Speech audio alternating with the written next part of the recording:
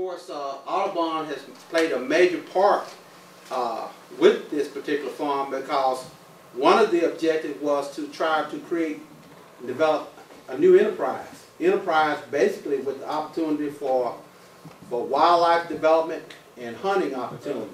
42? 44, I believe it was 42 acres, I believe it was.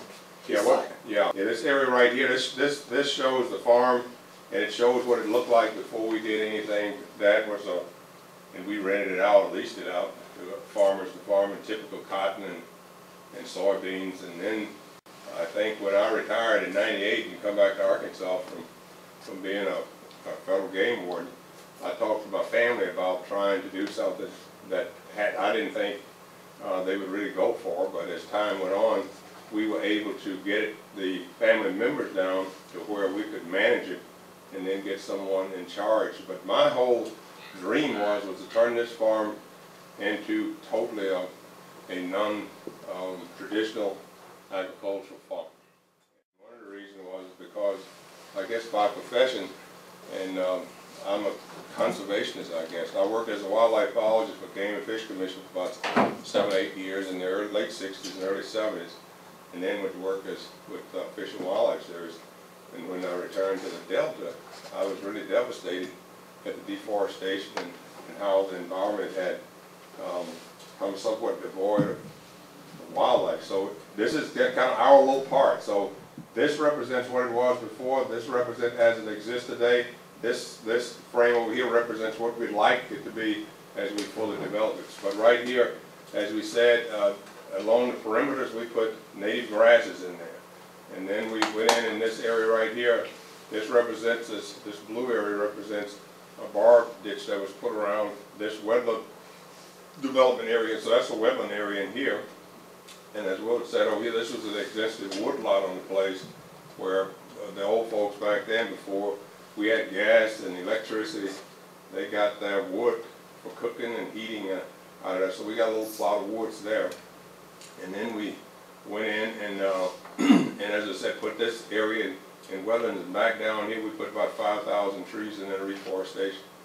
A lot of these simplistic things that you wouldn't think people would enjoy, they really enjoy, and then just being out in the open air. What we were trying to show was how you could use this land, keep it in the family, and then the programs that we have on here.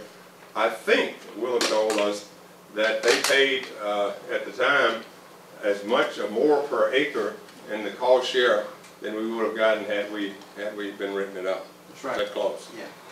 So actually think about that. Actually more, and many of the practices, they received bonus payments as well, because it was part of the practices that were installed were through continuous environmental practices that were installed.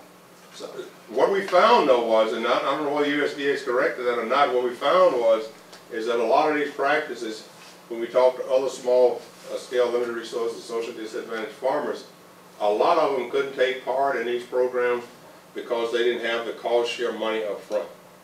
Because you have to spend the money first and then get reimbursed. You talk about lime, I was surprised lime, first of all, had the weight that it had, and then how expensive it was. I thought it was expensive because we had the lime for the grasses around here, and then we had to buy the seed, and you have, your basic operation that you have, cost you have in a farm operation to do. But program that was made available starting this year for that reason.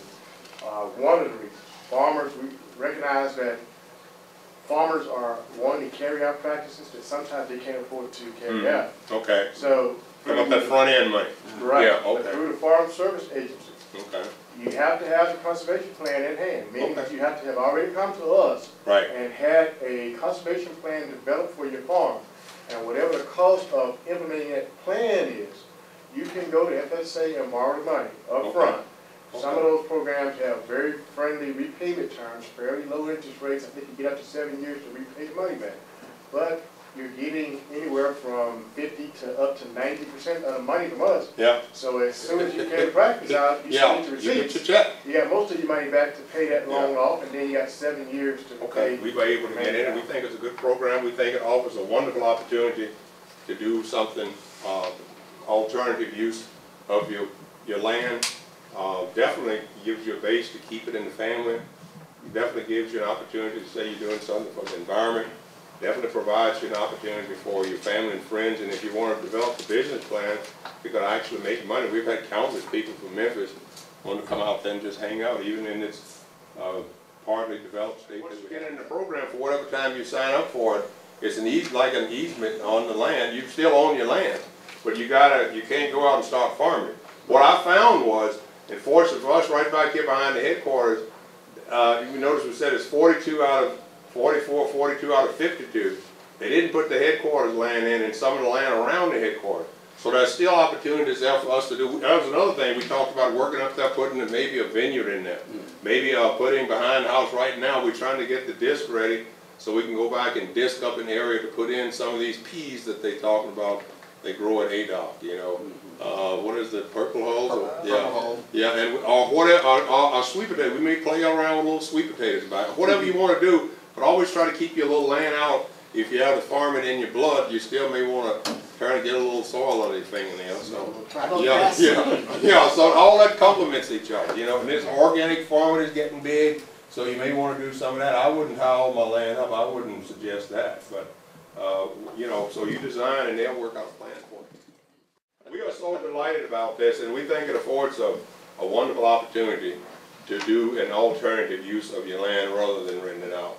But you can't say enough about USDA and then Willard working with us and others that work with us. And what was so nice, his work was so portable to where the replacing conservations that came in, Kevin is able to come in and work just splendidly with us. And we just think it's a wonderful deal. And with all the goings on we have now with these NGOs and all, you can get them to help you, you know. Got East Arkansas Enterprise, Life Option. We got the farm. I didn't know about all this when we were doing it. We got farmland folks over here in what is it, Fargo? Arkansas Land Farm. Yeah. All those people connected with the 2501 programs and all that. And all these people are there to jump in and help you. So almost anything you want and trying to undertake something like this, you can get some assistance to come in and do it. And Audubon came in as a result of my background because I knew about, you know, Audubon folks, they're wonderful folks. They're about birds and things, but they do much more than that. And they were able to come in and also assist us. So, and there's many conservation groups that would really support this kind of thing. So it can be an enterprise as well as a, we have these plots of land like this spotted all over. The idea was that if we got a lot of these private small farmers doing some of this, we could have a tremendous impact upon wildlife and conservation.